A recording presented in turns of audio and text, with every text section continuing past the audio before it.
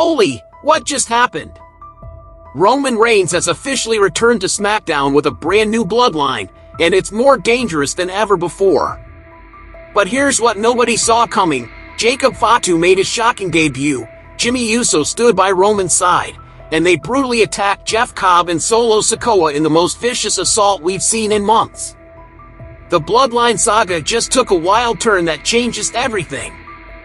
But wait, before I break down exactly how this changes the entire WWE landscape, smash that subscribe button now because you do not want to miss what's coming next. What I'm about to reveal about Jacob Fatu's debut will shock you, and the implications for Solo Sikoa's future are darker than anyone realizes. The WWE Universe erupted as Roman Reigns made his triumphant return to SmackDown, but this wasn't just any comeback. This was a calculated strike. The tribal chief didn't just return, he returned with a message written in violence. His cousin Jacob Fatu, the most feared Samoan wrestler in the world, and a loyal Jimmy Uso by his side created a trinity of destruction that nobody was prepared for. Their first target? Jeff Cobb and Solo Sikoa. And here's why this choice was absolutely genius. Roman didn't just want to make a statement. He wanted to send a message to every single person who thought they could fill his shoes while he was gone. The moment that bell hit, all hell broke loose, and what we witnessed wasn't just a return, it was a hostile takeover. The Bloodline is no longer a family, it's a war zone. Roman Reigns has reclaimed his throne, but at what cost? The man who once called Solo Sikoa his right-hand man just declared war on him in the most brutal way possible. And here's the part that's going to blow your mind. This was always Roman's plan. Think about it. Solo Sikoa, once his most trusted enforcer, is now his biggest enemy. With Jeff Cobb, a monster in his own right, standing beside Solo, the tribal chief knew he needed backup. But not just any backup, he needed someone who could match Solo's intensity and exceed it. Enter Jacob Fatu, a man so dangerous that even Brock Lesnar would think twice before stepping to him. The question that's keeping me up at night is this: can Solo and Cobb survive this new bloodline? Because what we witnessed wasn't just an attack, it was an execution. Roman didn't just want to hurt them, he wanted to destroy their credibility, their confidence, and their future in one devastating moment. And based on what I saw, he might have succeeded. The second Roman's music hit, the entire arena lost their minds. 20,000 people on their feet, screaming at the top of their lungs. But when Jacob Fatu stepped out behind him, something incredible happened. The crowd silenced in shock. You could literally hear a pin drop in that arena. That's the power of Jacob Fatu's presence. Jimmy Uso followed, his face cold and focused, and in that moment, you could see the calculation in his eyes. This wasn't the fun-loving Jimmy we remember. This was a man who had made a choice, and that choice was Roman Reigns. The body language told the entire story before a single move was made. Then, boom! Roman speared Jeff Cobb out of nowhere with such force that Cobb's feet left the ground. But here's what made this moment absolutely perfect: the timing. Cobb was mid-sentence, talking trash to the crowd, completely unaware that his world was about to be turned upside down. That spear wasn't just a move, it was a statement that said, "I'm back, and I'm taking no prisoners." Jacob Fatu launched Solo Sikoa with a devastating Samoan drop that shook the entire ring. The impact was so brutal that Solo bounced off the mat like a rag doll. But what made this even more devastating was the personal nature of it. Jacob, Solo's own family member, delivering the blow that would change everything. The betrayal wasn't just professional, it was deeply personal. Jimmy Uso unloaded with super kicks that connected with surgical precision, leaving both Cobb and Solo motionless on the canvas.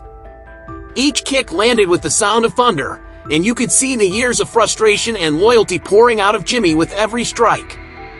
This wasn't just an attack, it was Jimmy proving his allegiance once and for all.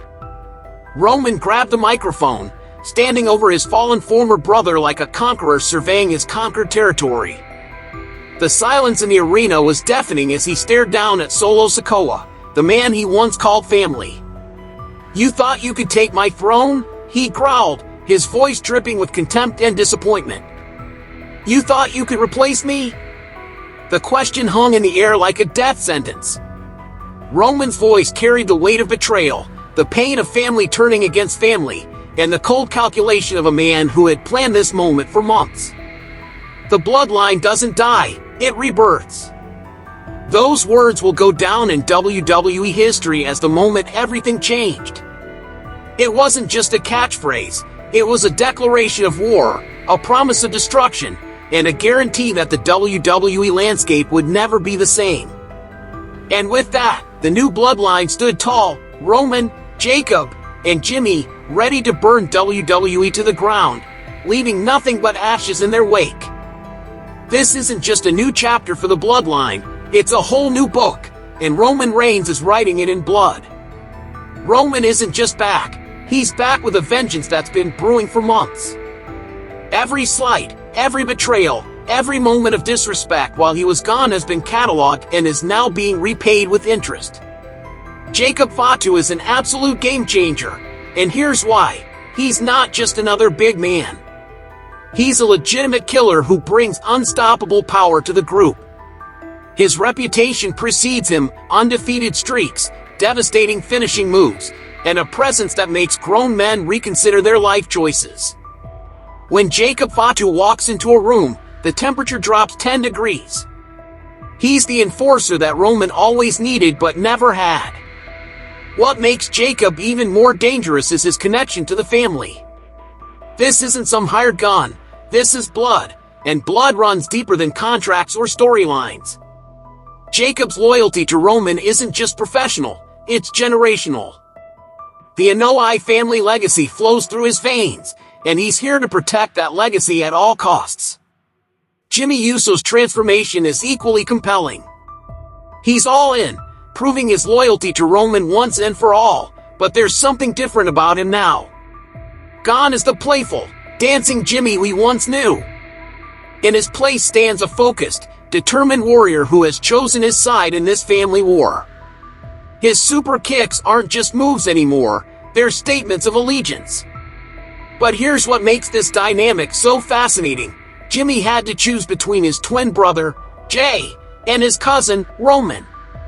That choice has clearly been made, and the consequences of that decision will ripple through WWE for years to come. Jimmy's loyalty to Roman isn't just about wrestling, it's about family hierarchy, respect, and the understanding that Roman is the true head of the table. The chemistry between these three men is undeniable. Roman provides the leadership and the vision, Jacob brings the raw power and intimidation factor, and Jimmy adds the technical skill and emotional investment. Together, they form a trinity of destruction that's perfectly balanced and absolutely terrifying. What does this mean for Solo Sikoa and Jeff Cobb? Solo was Roman's chosen successor, the man who was supposed to carry the bloodline legacy forward. But now he's public enemy number one, and the target on his back isn't just professional, it's personal. Roman feels betrayed by Solo's actions while he was gone, and that betrayal cuts deeper than any physical wound. Jeff Cobb, a man who thrives in chaos, just became the perfect wild card in this war. His alliance with Solo isn't just about mutual benefit, it's about survival. Together, they represent the resistance against Roman's tyrannical return, but the question remains, are they strong enough to withstand the storm that's coming? Meanwhile, Paul Heyman's new faction, Seth Rollins, Braun Breaker, and Bronson Reed, is watching closely from the shadows, and their reaction to this development could determine the entire future of WWE. Could they exploit this war between the bloodlines, or will Roman's new faction crush them before they even get started? Here's what makes this situation so dangerous for everyone involved. Roman's new bloodline isn't just stronger, it's smarter. They've learned from the mistakes of the past, and they're not going to make the same errors that led to the original bloodline's downfall. This version is more calculated, more vicious, and more unified in their purpose. Paul Heyman's faction represents everything that Roman despises: corporate manipulation, political maneuvering, and the attempt to control the bloodline from the outside. Seth Rollins, with his history with Roman, brings personal animosity to the table. Braun Breaker represents the new generation trying to push out the old guard. Bronson Reed is the wild card who could tip the scales in any direction. But here's the genius of Roman's timing. He's returned at the perfect moment to disrupt everyone's plans. Heyman's faction was building momentum, Solo and Cobb were establishing themselves as a legitimate threat, and the entire WWE landscape was shifting. Roman's return doesn't just change the game, it flips the entire board. The implications extend beyond just these immediate players. Every single wrestler in WWE now has to recalculate their position. Are you with Roman, or are you against him? There's no middle ground anymore. The Bloodline's return forces everyone to choose sides, and those choices will define careers and storylines for years to come. What's particularly brilliant about this storyline is how it addresses the real-world dynamics of professional wrestling. Roman's absence created a power vacuum that multiple factions tried to fill. His return with reinforcements sends a clear message. The throne was never vacant, it was just temporarily unoccupied. The psychological warfare aspect of his return cannot be understated. Roman didn't just attack Solo and Cobb, he destroyed their credibility in front of the entire WWE universe. He showed that their reign of terror was nothing more than children playing with toys while the real king was away. One thing's for sure, WWE will never be the same.